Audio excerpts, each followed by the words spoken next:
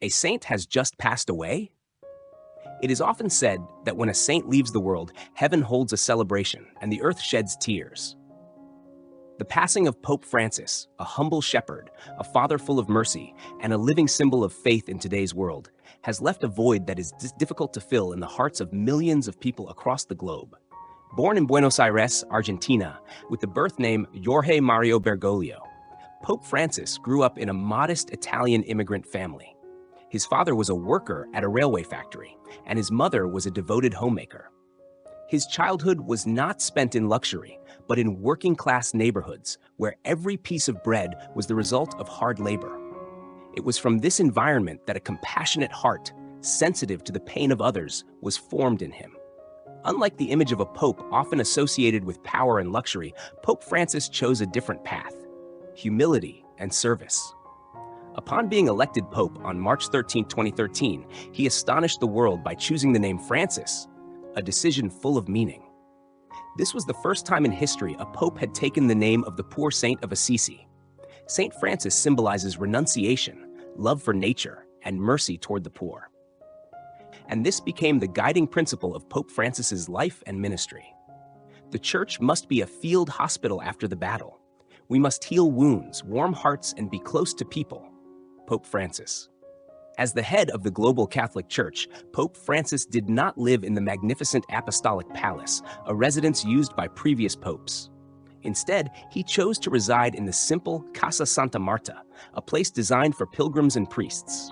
This decision was not only a symbol of simplicity, but also a testament to a life of companionship with others, not separation.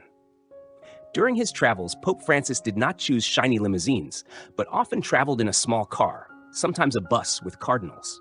He carried his own luggage, paid his own hotel bills, and always tried to maintain a simple lifestyle as he did before becoming pope. This image became a profound source of inspiration for millions of believers worldwide. I dream of a church that is poor for the poor. He gradually made this dream a reality, not through grand declarations, but through concrete actions, visiting refugee camps, washing the feet of Muslim migrants, organizing meals for the homeless right at the Vatican, and embracing the disabled, those with ulcers, whom no one dared to approach. The love he showed was not a religious slogan, but a living action, full of humanity. What makes Pope Francis different is not only his simple lifestyle or his rejection of extravagant rituals, but where he chose to be present, among those who are wounded, forgotten, and excluded. He did not wait for others to come to the church. He proactively stepped out and brought the church to them. He visited the slums of Brazil, stopped at the Mexico border to pray for migrants who died on their way to cross, visited prisons, addiction recovery centers, refugee camps, and even the residences of former sex workers who had repented. For him, Christian love was not a concept, but a concrete action, performed where those rejected by society lived. Never let anyone be excluded from your heart. We must not exclude anyone from God's mercy. Everyone has dignity.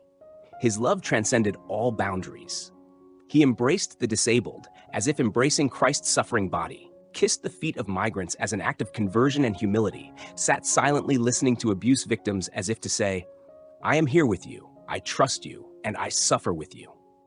For Pope Francis, the church could not be a closed fortress where ideals are discussed, but it must be an open house where people find love, healing, and hope. The church is not a museum. It is the house of living love. He once called on priests and religious to smell like the sheep, that is, to live among the flock, understanding their pain and joy, not living in distant towers of separation. Pope Francis' commitment was not a temporary movement, but a fundamental choice of identity as a shepherd. Therefore, he continuously called for reforms within the church, eliminating clericalism, promoting synodality, and listening to all members of God's people, especially those abandoned.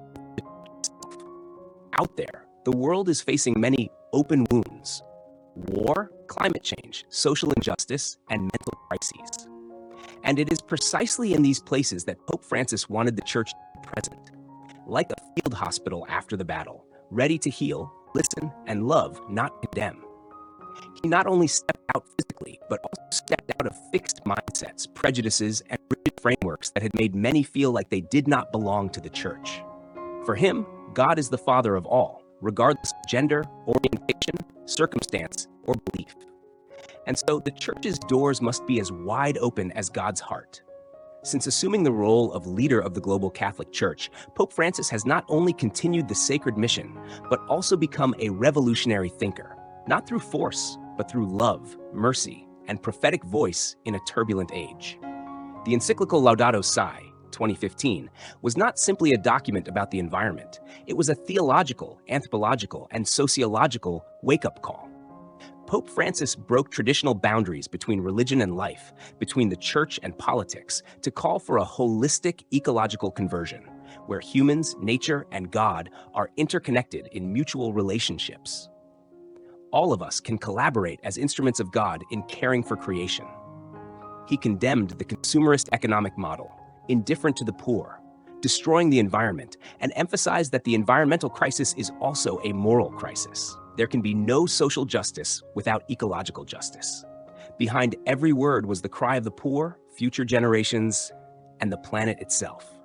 Our Earth is groaning from the wounds that humanity has inflicted. That message was not only for Catholics. It transcended religious boundaries and became a foundation for interfaith and intercultural dialogue about the environment and human dignity. In 2020, amid the COVID-19 pandemic and rising political polarization, racism, and extreme nationalism, Pope Francis once again gave a prophetic call. Fratelli tutti, all brothers. My dream is for a world that opens its heart. He called the world to step out of selfishness to build a culture of encounter, listening, and sharing. In this, the concept of neighbor is no longer confined by geography or kinship, but extends to all people, including those of different religions, migrants, and the forgotten. No one is saved alone. He did not shy away from difficult topics: human trafficking, weapons of mass destruction, extreme individualism, and self-serving politics. But rather than criticizing unilaterally, he always invited change from the heart, starting with tolerance, compassion, and sacrifice for others. The revolution in his messages was not only in their content, but also in the spirit of dialogue and the courage to touch the darkest corners of the world and even the church. Pope Francis did not choose the safe silence. He was willing to speak up for those who had no voice, even when facing criticism from within the church itself.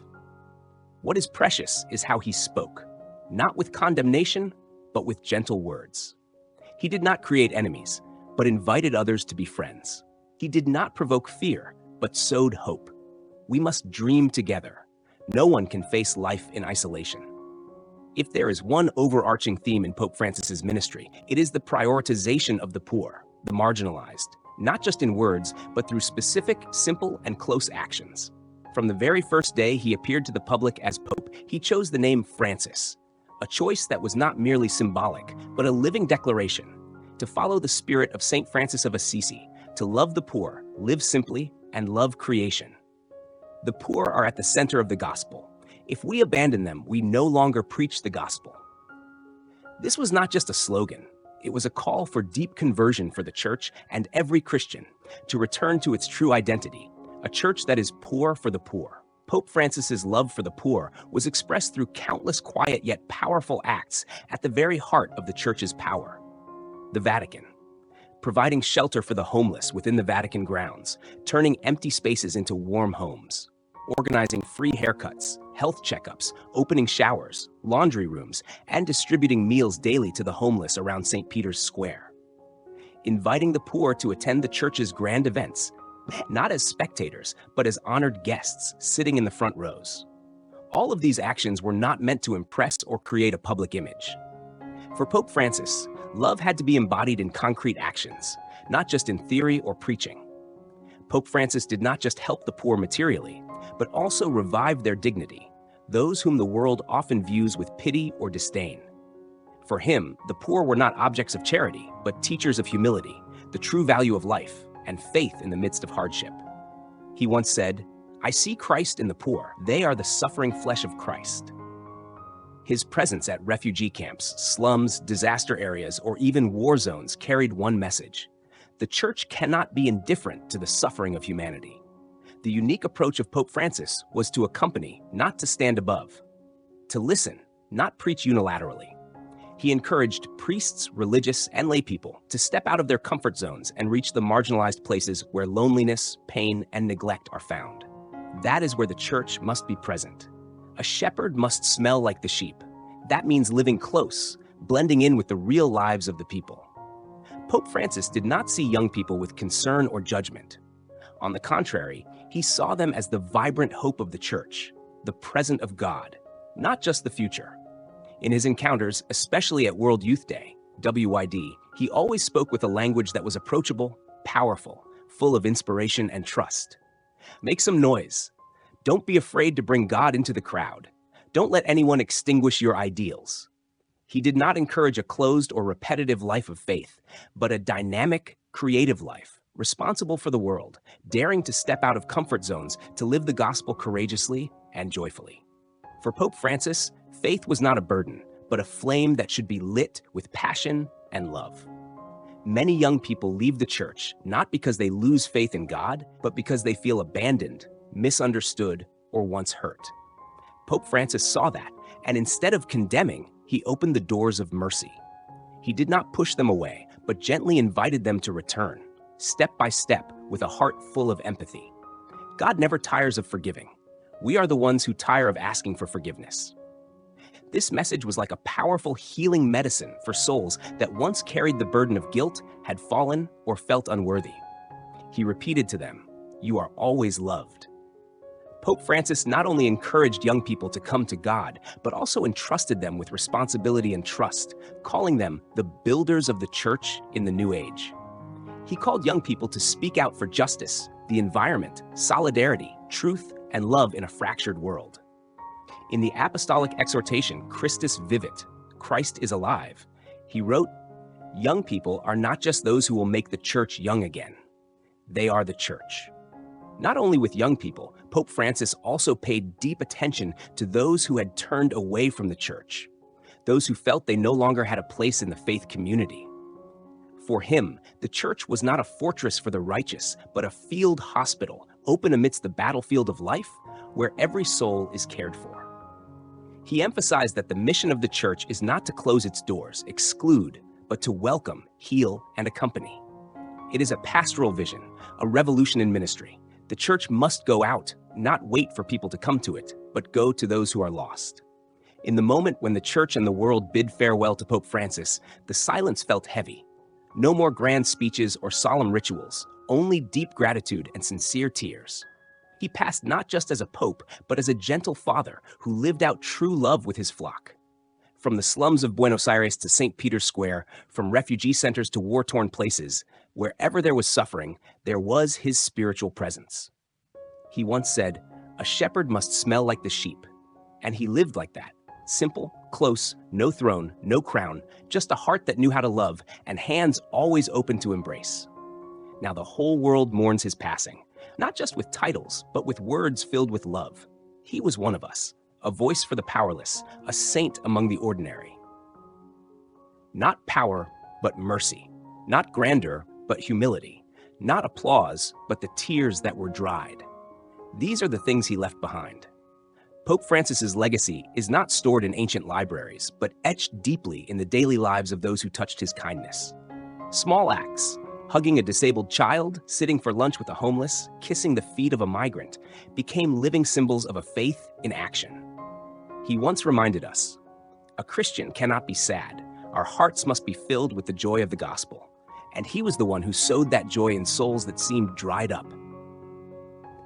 His passing is not the end, but a spark passed to the next generation, to continue lighting the way of the gospel in today's world. The church that he dreamed of is growing every day. Poorer, but richer in compassion. More humble, but strong in faith. Less judgmental, but full of hope. Now, even though he is no longer physically present in our hearts, both believers and non-believers, he is still smiling like an old friend, reminding us never tire of doing good. And so we can call him Pope, the Holy Father, the Great Reformer. But more than that, in the hearts of humanity today, he is a saint who just passed away and just began to live forever.